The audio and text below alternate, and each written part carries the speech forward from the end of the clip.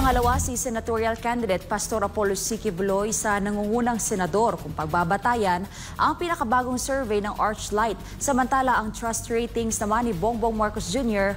ay bumaba batay sa latest survey ng Octa Research. Dahil daw dito, minadali ang pagbebenta ng bigas sa mas murang halaga.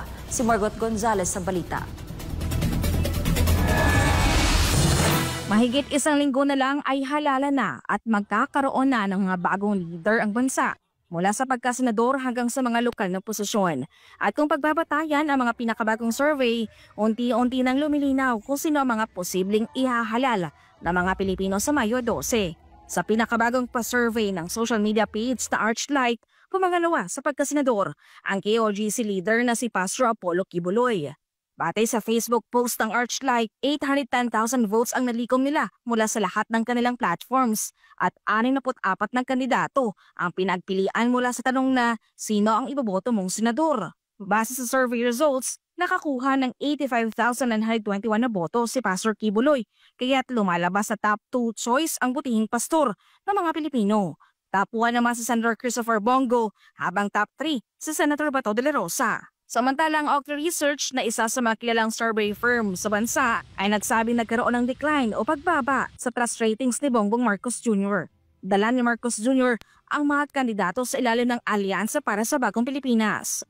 Siyempre sa ating mga kababayan, nakakapagsalita sila sa survey . Sinasabi nila itong sa latest trust and approval rating. Sabi nila, Mr. President, bumabaho yung tiwala namin sa inyo. Bumabaho yung tingin namin sa kalidad ng pamumuno ninyo. Sana makinig kayo. Dahil nga rin daw sa mababang trust ratings ng Pangulo, kaya minadali ang pagbibenta ng murang bigas. Ngayong araw, inilunsad na ang bentahan ng 20 pesos na bigas sa Visayas. Mahigit isang linggo bago ang halalan. Sa panahong kritikal para sa mga kandidatong kanilang sinusulong. Merong decline. Nakinig siya sa Pulse Asia. Ngayon, tinan nyo, yung bigas, yung subsidy. Minadali. Talaga kasi, yun nga lumalabas. So nakikinig yung mga namumuno sa atin sa survey.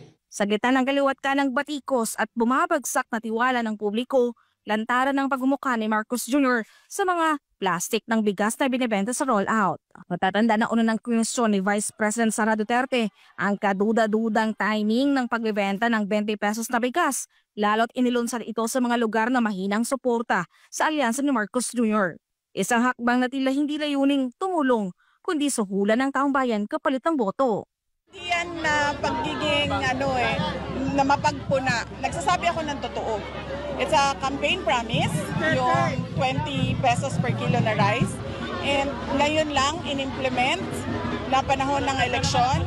It's, sabi ko nga, too little, too late to comply with the campaign promise ngayon.